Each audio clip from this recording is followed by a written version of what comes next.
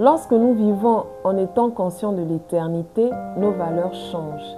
Nous réalisons que tout ce que nous offre la vie sur terre est éphémère.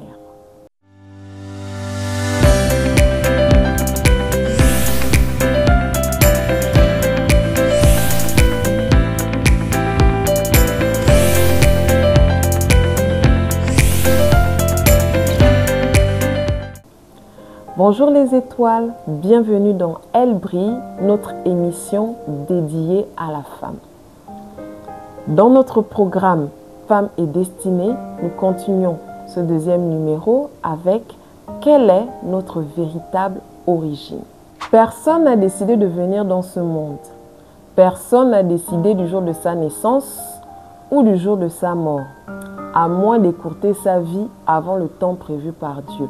Personne n'a décidé d'être homme ou femme, encore moins dans quelle famille il devait naître. Personne n'a décidé de sa taille ou que sais-je encore. Si aucun être humain n'a choisi d'exister, c'est la preuve qu'un être suprême l'a décidé à notre place. Il nous a créés, décidant de notre personnalité. Il a réalisé notre corps, notre âme, notre esprit dans le moindre détail. Quelle est alors notre véritable origine? D'où venons-nous? Pour répondre à cette question, la Bible dit « L'Éternel Dieu forma l'homme de la poussière de la terre. Il souffla dans ses narines un souffle de vie et l'homme devint un être vivant. » Dieu est notre créateur et notre origine se trouve en lui.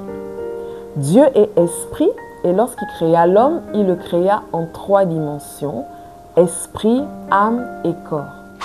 L'esprit est le véritable être vivant. Il n'a ni début ni fin.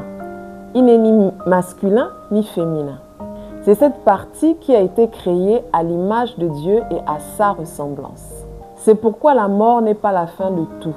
Elle ne met pas un terme à notre existence. Elle nous introduit dans l'éternité car notre esprit ne meurt pas. Lorsque nous vivons en étant conscients de l'éternité, nos valeurs changent. Nous réalisons que tout ce que nous offre la vie sur terre est éphémère. L'âme est en réalité notre souffle, d'où l'expression « il a rendu l'âme » lorsque l'homme part de ce monde. L'âme est le cœur même de l'homme. C'est là que se trouvent nos pensées et nos émotions. Enfin, le corps est la partie physique et visible qui représente le véhicule de l'esprit et de l'âme. Lorsqu'il est sans vie, il retourne à la poussière à partir de laquelle Dieu forma l'homme. Au départ, Dieu créa un seul être humain sur la terre, avec pour mission d'être fécond, de se multiplier, de remplir la terre, de la sujettir et de dominer.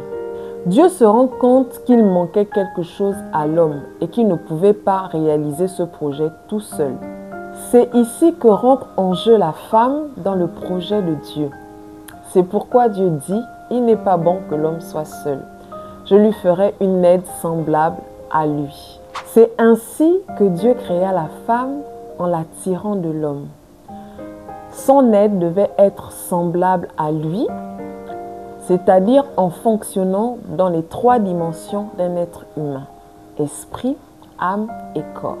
Nous ne pouvons réussir dans la vie sans Dieu car il est la source de notre existence. Si nous sommes en vie jusqu'à ce jour, c'est parce que Dieu a bien voulu renouveler notre souffle de vie. Nous ne respirons pas grâce à une capacité humaine, mais grâce à celui qui nous a créés. La Bible nous dit que c'est Dieu qui nous donne la force d'acquérir les richesses. C'est pourquoi aucun être ne peut vivre en étant déconnecté de sa source. Nous voici arrivés au terme de ce numéro. Nous parlerons prochainement de notre identité. D'ici là, portez-vous bien. N'oubliez pas de partager nos programmes Femmes et Destinées. Abonnez-vous à notre chaîne.